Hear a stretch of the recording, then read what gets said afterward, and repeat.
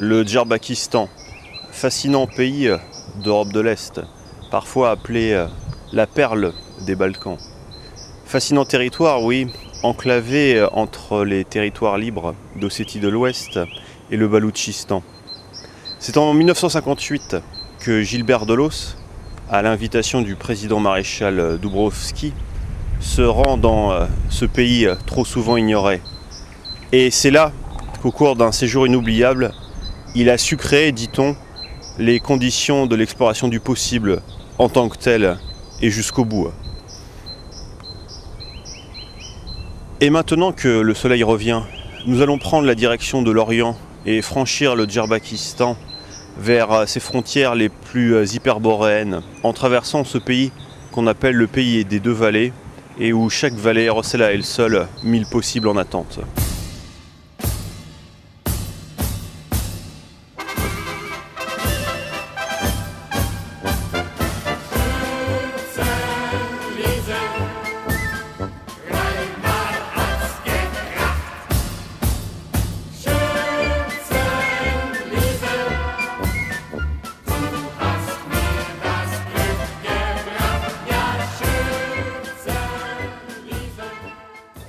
Nous sommes maintenant à 50 km du poste ouest de l'octroi frontalier. Notre périple au Djerbakistan démarre et derrière moi les immenses étendues des Spartakiades, compétition pluriséculaire qui se déroule au Djerbakistan tous les 7 ans et demi et qui ont été mises à l'honneur à l'époque de la dictature des généraux félons, et qui depuis ont trouvé un renouveau qu'elles avaient rarement eu auparavant grâce à l'emprise morale et sportive de Gilbert Delos et à son influence sur le ministère de la Culture, du Divertissement et de l'Encadrement de la Jeunesse. Derrière vous, à votre droite, donc, le centre culturel Oumfouët-Boigny qui couronne l'ensemble du complexe militaro-sportif des Spartakiades. C'est là en effet que se réunit régulièrement le comité spartakiste djerbakistanais sous la haute autorité du président maréchal Dubrovski pour déterminer la teneur et la tenue des épreuves des Spartakiades.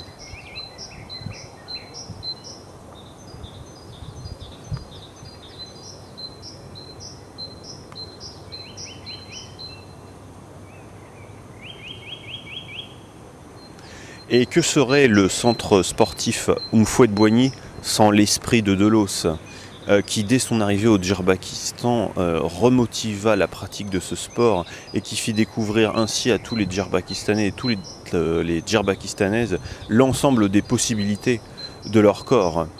Vous voyez en face, mais de l'autre côté du centre, la piste d'entraînement de tennis couvert ainsi que le circuit secondaire de curling sur gazon où s'entraînent très souvent les délégations djerbakistanaises ainsi que leurs invités du monde entier. Passionnante histoire que celle des Spartakiades. Elles commencèrent mal, il faut le dire, ces Spartakiades. Du temps des généraux félons, elles étaient un instrument d'embrigadement de masse de la jeunesse jusqu'à l'âge adulte et au-delà. Elles étaient un opium du peuple, pour reprendre une célèbre formule. Mais heureusement, dès 1958, et lorsque le maréchal président Dubrovski prit la tête du pays avec le soutien spontané du peuple, les Spartakiades connurent un véritable renouveau. Et ceci en particulier grâce à l'arrivée dans ce pays du grand penseur du possible Gilbert Delos, qui donna véritablement une assise théorique à ces compétitions. Depuis, les Spartakiades sont un instrument d'exaltation, d'entrain pour la jeunesse, pour le peuple et pour le troisième âge. Les Spartakiades qui ont véritablement soudé le pays dans ces dernières années.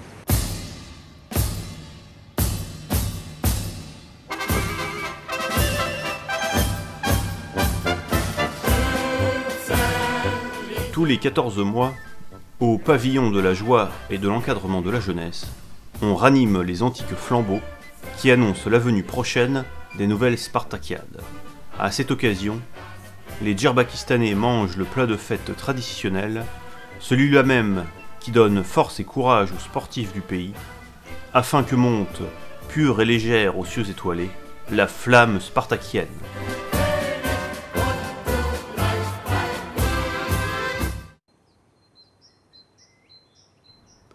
Notre périple se poursuit. Nous sommes maintenant à 127 km dans les mesures djerbakistanaises du poste ouest de l'octroi.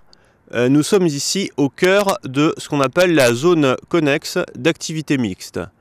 Vous voyez derrière moi les usines ainsi que le vaste réseau d'acheminement des matières premières qui proviennent des riches voisins du Djerbakistan, à savoir donc en particulier la Moldavie et la Kirghizie.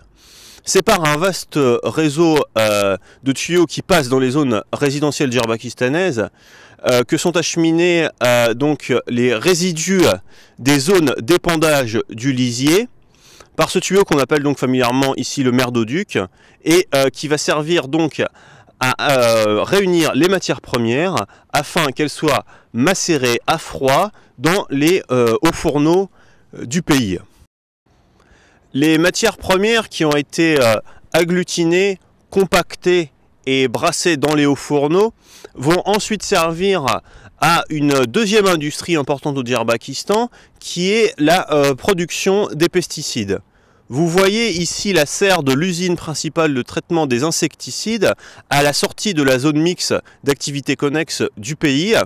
C'est ici sous la direction du ministre de l'Industrie interarmée Grodin Lustig que cette industrie se développe par la supervision du professeur Krajina qui pendant longtemps a été le collègue mais surtout le disciple de Delos. Le professeur Krajina, spécialiste de botanique et de politique, est l'ambitieux promoteur du programme militaire des insecticides.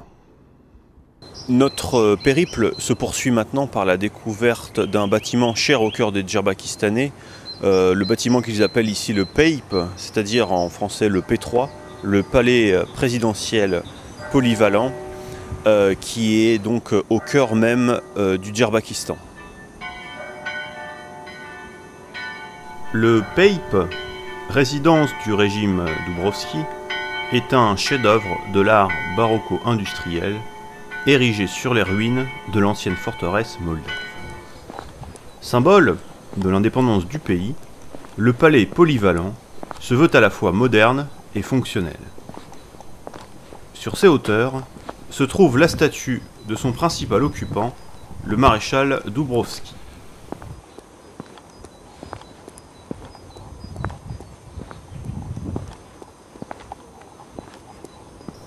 Dans les milieux autorisés, on sait bien que les traits de cette statue ne sont autres que ceux de Gilbert Delos, inspirateur théorique de la doctrine Dubrovski, dont l'Académie jouxte la porte ouest du palais.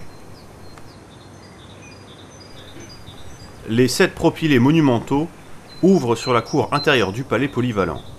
Sa conception urbanistique porte à l'évidence l'empreinte théorico-pratique du style Delos. Terminus ferroviaire le mardi, centre commercial le lundi 3 fois par semaine, église après 18 h, le palais polyvalent est le carrefour de tous les possibles.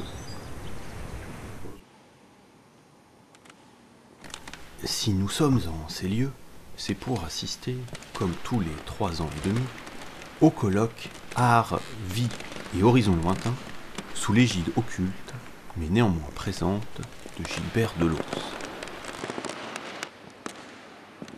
Pocit, že právě ve vztahu k vaší přednášce je velice důležitý. La pensée de Delos, s'il en est une, loin de déterminer uniquement un champ théorétique, a aussi de profondes implications pragmatiques.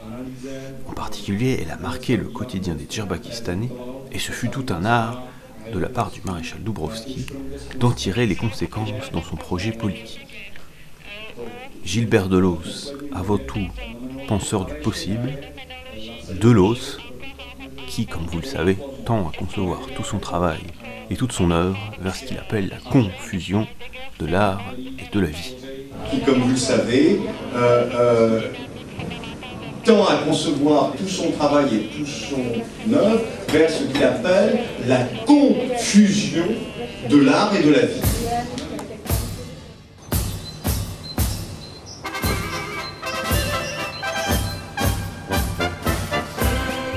Mieszte save mai avancim. Telle est la devise officielle du Djarbakistan, qu'on pourrait traduire, pour reprendre la traduction autorisée de Delos, par « L'objectif est encore potentiellement à connaître, mais on s'achemine d'ores et déjà vers le but ». Voici la double horloge qui rythme la vie dans la zone connexe d'activité mixte. On voit ici l'emploi du temps international en 12 heures et l'emploi local en 5 heures, inspiré par la doctrine Delos d'épuration du temps. Delos qui a souhaité réduire donc à 5 heures la journée djerbakistanaise afin de la simplifier, et qui avait même un temps donné le projet d'un temps binaire, voire même d'une heure unique qui suffirait à régler l'ensemble de la vie au Djerbakistan.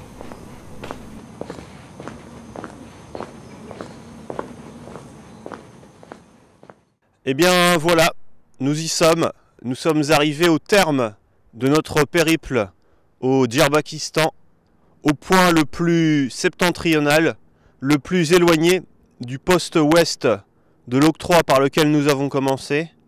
Nous sommes à l'ultime frontière, là où la culture djerbakistanaise, telle une immense vague, vient s'échouer et se heurter à ses limites extérieures. Vous voyez à notre droite donc le mur près duquel veillent les statues, gardiennes de pierre vigilantes face à l'éternité, dans cette zone où l'espace semble s'effacer progressivement et où même le temps semble sortir de ses gonds et s'arrêter définitivement. Nous sommes à la fin du Djerbakistan, à la fin de notre périple, de ce périple dans le pays du possible que Delos a profondément marqué de son empreinte, selon d'aucuns. Ce pays donc que Delos a vu comme étant la possibilité même d'une nation.